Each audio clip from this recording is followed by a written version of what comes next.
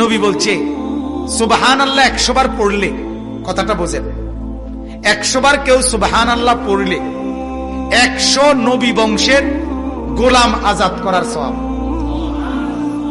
আলহামদুলিল্লাহ 100 বার পড়লে আল্লাহর নবী বলেন 100 ঘোড়া আল্লাহর রাস্তায় যুদ্ধের জন্য দান করার সওয়াব। 100 বার আল্লাহু আকবার পড়লে আল্লাহর নবী বলেন 100 উট হজ্জের মধ্যে আল্লাহর রাস্তায় কোরবানি করার সওয়াব। কয়টার সওয়াব কইলাম? সুবহানাল্লাহ, আলহামদুলিল্লাহ, আল্লাহু আকবার। এরপরে নবী বলেন 100 বার যে পড়বে লা ইলাহা ইল্লাল্লাহ, বলেন,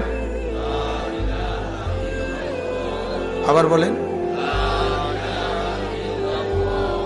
লা ইলাহা ইল্লাল্লাহ, লা ইলাহা ইল্লাল্লাহ, লা ইলাহা ইল্লাল্লাহ। তাসবিহ পড়তে যেন তাড়াহুড়া না হয়, ঠিক আছে না? ইনশাআল্লাহ সুন্নত, সুন্নত হইলেও ধীরে ধীরে পড়া, এক এক নিঃশ্বাসে এক এক